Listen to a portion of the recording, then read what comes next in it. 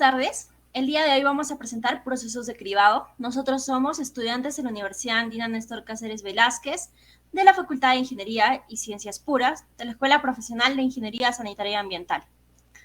El curso es Operaciones y Procesos Unitarios con el doctor César Julio Larico Mamani. Los integrantes de esta presentación son Cosi Cosi Alex Germán, Juan Ojeda Ruth Saraí, Mamani Jarayu Leisi Maribel y Tipula Gil Guillermo Carlos. Y mi persona, Juárez Chaguara Coral Valery. Somos estudiantes del 7º ciclo de esta escuela profesional. A continuación le paso la palabra a mi compañera. Gracias. Bueno, el cribado constituye una etapa de tratamiento preliminar. Por lo general es una instalación ubicada en la cabecera de una planta de tratamiento, en la que se remueven objetos grandes que provienen en las aguas residuales y que pueden inferir en el funcionamiento.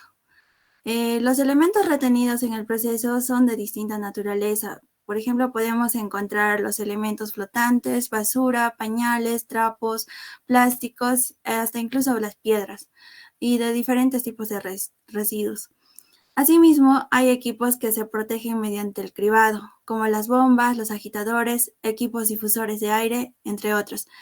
Adicionalmente, se busca también proteger elementos propios de procesos biológicos, como filtros biológicos, reactores y los microorganismos. Los criterios de diseños de sistema de cribado tenemos como parámetro diversas consideraciones en el diseño de instalación del cribado, tanto grueso y fino. Tenemos un número de canales de cribado, tipo de tratamiento de los espaciamientos, velocidades de aproximación, diferencias de nivel entre diferentes procesos y por último las caídas de presión. Siguiente diapositiva, por favor. Ok. Tenemos los siguientes componentes en el cribado que existen en una planta de tratamiento. Tenemos el cribado grueso. Este cribado consta en 5 partes de rejillas gruesas de acero inoxidable, con un espacio de 100 milímetros entre barras. También tenemos el cribado fino, que consta de 4 unidades mecánicas de cribado, provistas de las rejillas con un 25,4 milímetros de espacio entre barras. Siguiente diapositiva y continúa mi compañero. Gracias. Muchas gracias. Continuando con cribado, ahí podemos observar tamaño de apertura de rejas de barras, como podemos ver ahí, ¿no? Una variedad de tipo de rejas. Como gruesa podemos ver tipo de rejas gruesas. En una separación tiene de 4 a 10 centímetros. También podemos ver ahí tipo de rejas de media, una separación de 2 a 4 centímetros. También vemos ahí tipo de rejas finas, lo cual es de 1 a 2 centímetros, ¿no?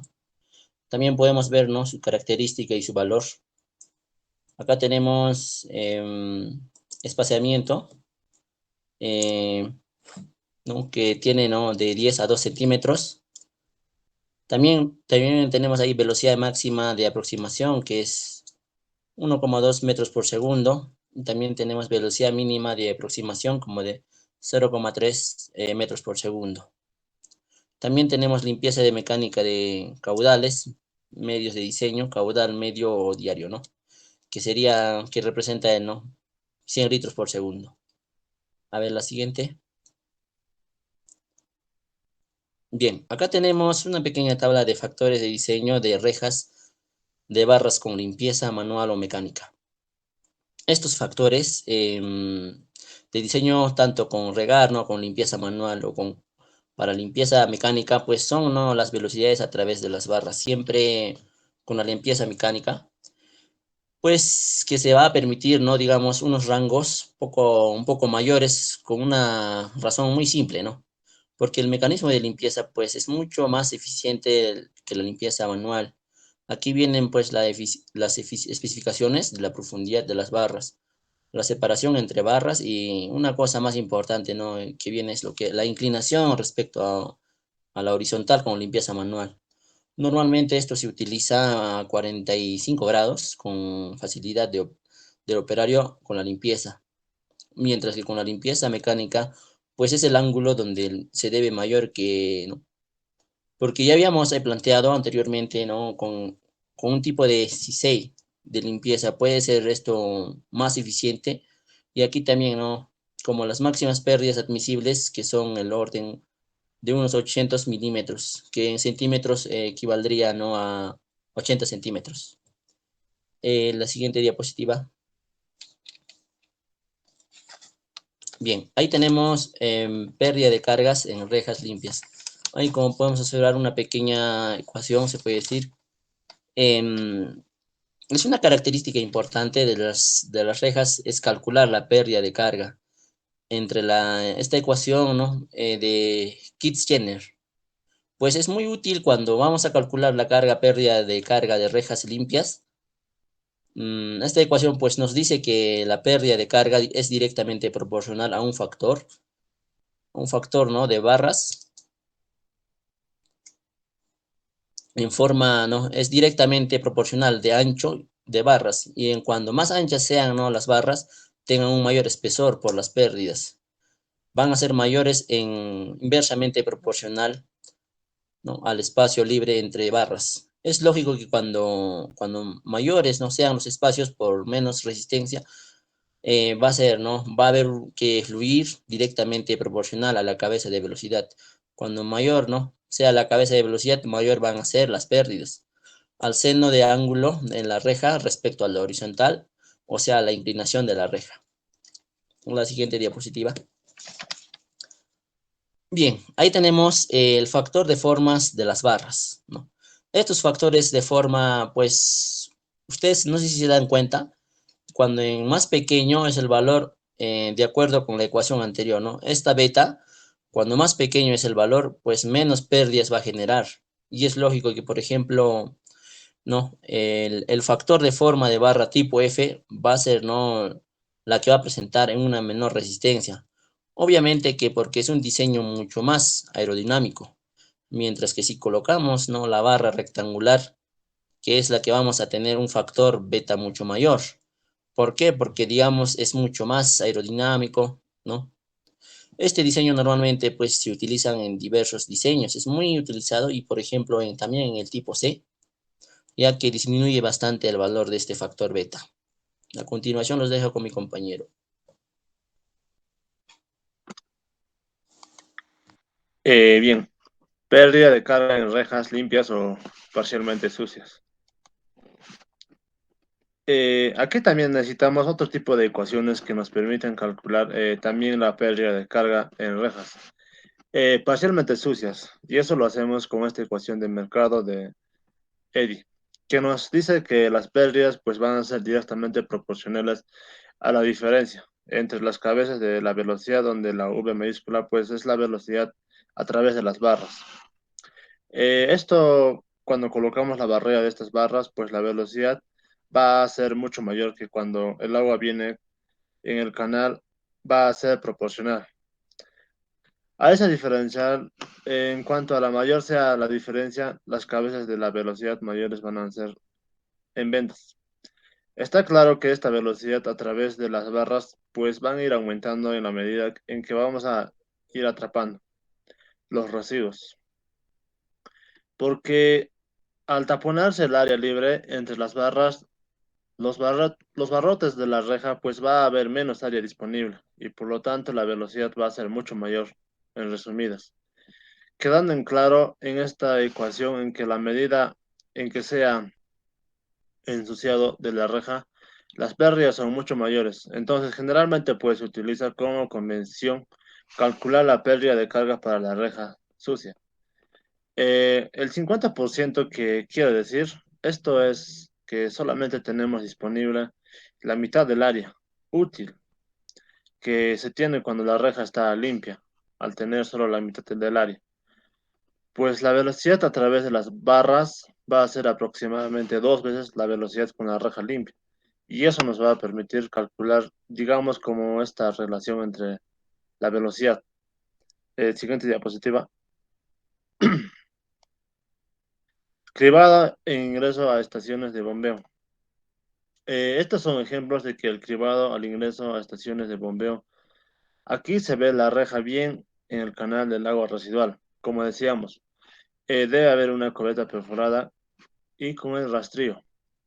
Aquí se realiza la limpieza, pues los residuos que quedan atrapados en las rejas, estos se traen en esta cubeta y pues se desagua que los que quedan atrapados en las rejas.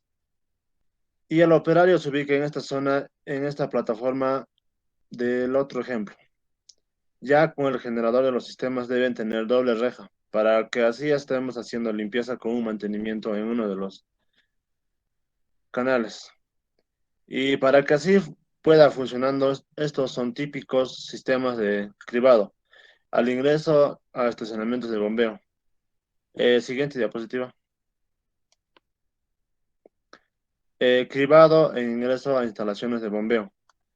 Aquí es importante tener mucho cuidado con la ubicación del cribado al momento del ingreso a estaciones de bombeo, que ocurre cuando el bombeo de limpieza se apaga. Esto se suspende el agua que tiene que subir a desaguar. Entonces, obviamente, la reja queda inundada y todo el alcantarillado del ingreso. Por ello es importante también que quede inundada y hace pues que este sistema de rejilla no funcione bien, ¿verdad? O sea, cuando se cierra la compuerta para que no ingrese más agua residual, pues todo el interruptor va a quedar lleno de agua y va a haber problemas de sedimentación y de obstrucción por los residuos sólidos. Y la rejilla cuando trabaja, pues también va a trabajar en una condición que no es adecuada, pues por tener en cuenta que las estaciones de bombeo se debe pensar siempre en colocar las rejillas de la forma más adecuada posible. El siguiente diapositiva. El cribado después de estaciones de bombeo o transporte por gravedad. Aquí las estaciones de bombeo o el transporte es por la planta de tratamiento. Entonces se colocan las rejillas a este. Como aquí tenemos un ejemplo de una rejilla un poco más sofisticada, que por ejemplo acá el planta de tratamiento cuando va a hacer la limpieza con el rastrillo se va a encontrar con un obstáculo y no va a poder hacer una limpieza adecuada. Entonces hay que recordar que lo posible de los barrotes de la reja deben ser de ancho suficiente y se deben colocar por la parte de atrás, así como esta es de verdad para evitar que el rastrillo en choque de un obstáculo. Los residuos van a caer nuevamente al agua residual que está ingresando. Entonces son unas recomendaciones sencillas que para tener en cuenta cuando se diseñan y se construyen esas reglas. Bien, le doy paso a mi compañera.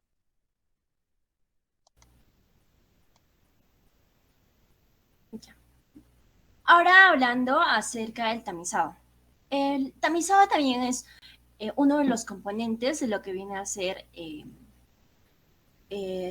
las rejas, ¿no? Pero estas vendrían a ser unas rejas más finas. De hecho, el objetivo de esta operación es similar al del desbaste. Eh, Básicamente es el de eliminar la materia que por su tamaño puede inferir ya sea en tratamientos posteriores. Ahora, el tamizado consta de una filtración sobre un soporte delgado y según las dimensiones de sus orificios, de paso del tamiz. Y se van a distinguir en dos. Vamos a tener lo que viene a ser el macrotamizado y el microtamizado. El macrotamizado se hace sobre chapa perforada o un enrejado metálico con orificios de diámetro superiores a 0.2 milímetros. Estas se van a usar para retener materias en suspensión, o ya sea flotantes o semiflotantes, como residuos vegetales o animales, ramas o entre otros, pero que sea de un tamaño superior a 0.2 milímetros. Ahora, cuando vamos a hablar de microtamizado, esto se va a utilizar en una tela metálica o ya sea una plástica de malla, pero inferior a 100 micras. Como ven, el tamaño es muy reducido. Esto va a ser para se podría decir, materias muy delgadas o finas, ¿no? Cabe mencionar también que la operación de tamizado se incluirá en una petar cuando las aguas residuales lleven cantidades excepcionales de sólidos en suspensión o flotantes o residuos. Por ejemplo, en la imagen que le mostramos ahí es un esquema de funcionamiento para los tamices de arco. Siguiente, por favor.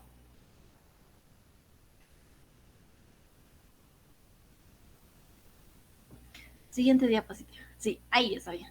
Ya. Ahora, cuando nosotros nos vamos a referir al tipo de tamices, nosotros vamos a tener tres tamices. Vamos a tener los tipos de tamices rotativos, los que son estáticos y los de escalera móvil. Los tamices rotativos, estos están provistos de una malla filtrante de eje horizontal, donde son retenidos los sólidos y extraídos mediante rasqueta hasta el sistema de transporte. De hecho, estos van a tener una elevada pérdida de carga. Ahora, vamos a tener los tamices estáticos que van a poseer una malla filtrante de sección triangular, con una inclinación que va a ir disminuyendo desde los 65 grados hasta los 45. Esto va a ser para que consigamos una separación y extracción de los sólidos que se encuentran ahí. De hecho, suelen ir precedidos de un bombeo dada su elevada pérdida de carga y necesitan operaciones periódicamente de limpieza anual. Ahora, tenemos los tamices de escalera y deslizantes. Están constituidos por mallas filtrantes fijas que mediante determinados mecanismos elevan los residuos retenidos hasta la zona de descarga. Van a poseer una pérdida de carga menor de 0.5 metros. Ahora, hablando sobre el acondicionamiento de la operación, pues de hecho la tamización es el primer estado del tratamiento, tanto para aguas superficiales como para aguas residuales. Esta tiene un propósito. De hecho, uno de sus propósitos es proteger la estructura río abajo. ¿A qué nos referimos? A que va a proteger quizás contra algunos objetos grandes que podrían crear obstrucciones en alguna de las unidades del proceso posterior a este tamiz, ¿no?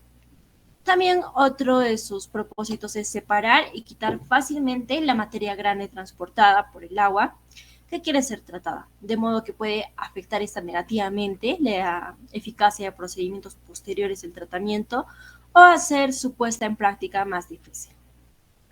Ahora, la eficacia de la operación del tamizado va a depender del espaciamiento entre las barras de pantallas. Vamos a tener tres tipos de pantallas: pantallas finas, media y gruesa. Cuando nos vamos a referir a pantallas finas, es porque esta va a tener un espaciamiento bajo 10 milímetros. Una pantalla gruesa va a tener un espaciamiento de 10 hasta 40 milímetros y la pantalla gruesa un espaciamiento por encima de 40 milímetros. Siguiente. Ahora, hablando de la pantalla fina, esta va a ser precedida generalmente por una operación preliminar de la tamización para propósitos de protección. O sea, va a ir antes de ello otra operación, ¿no? Para que esta pantalla fina sea protegida. La tamización es llevada a cabo por una pantalla manualmente limpiada. Esta va a ser de gran tamaño y para reducir la frecuencia de las operaciones de colección en tamización. La pantalla automática de la barra es protegida también, como ya les estaba mencionando. Ahora, va a ser robusta y también se debe proporcionar a los sistemas automáticos una limpieza en instalaciones grandes, en caso de que el agua a tratar contenga un alto volumen de materia gruesa. Ahora, como podemos ver en este esquema, nosotros tenemos un esquema de tratamiento de aguas residuales. Al inicio, tenemos el afluente de aguas residuales que va a pasar por las rejas gruesas. Como ya le han estado indicando a mis compañeros, estas rejas gruesas son las rejas que en un principio les decían, conocidas como rejas y son para sólidos gruesos. Pasado esto, estas van a pasar por unas rejas finas, o lo que yo les estaba diciendo que vendría a ser el tamiz, en este caso el tamizaje, ¿no? Estos son para sólidos finos y posterior a ello ya continúan las otras operaciones para el tratamiento de aguas residuales. Paso a mi compañera.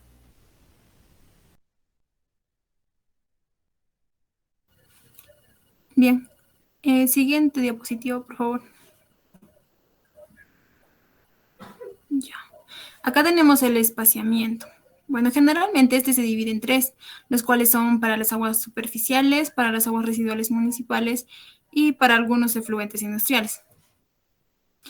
Para aguas superficiales tenemos, se da entre los 20 y 40 milímetros contra la corriente del tamiz. Para las aguas residuales municipales, para el agua residual, el espaciamiento es a partir de 15 a 30 milímetros. pero en contra de la corriente a filtrar o laminillas que se coloquen en el proceso. La tamización fina es necesaria. Para el lodo, en caso de necesidad, se debe usar en 10 milímetros o menos. Para algunos efluentes industriales, especialmente efluentes de industria agroalimentaria, barreras de tamización fina u ocasionalmente tamización media seguida de filtrado. El espaciamiento entre las barras está entre 20 a 50 milímetros. Para localidades con un sistema inadecuado de recolección de residuos sólidos, se recomienda un espaciamiento no mayor a 25 milímetros. Las dimensiones de este espaciamiento entre las barras se escogerán de modo que la velocidad del canal antes de la y a través de las barras para que sea adecuada. La velocidad a través de las barras limpiadas debe mantenerse entre 0,60 a 0,75 metros por segundo, basado en caudal máximo horario. Las velocidades deben verificarse para los caudales mínimos, medio y máximo, como bien les había mencionado anteriormente mis compañeros. Siguiente diapositiva.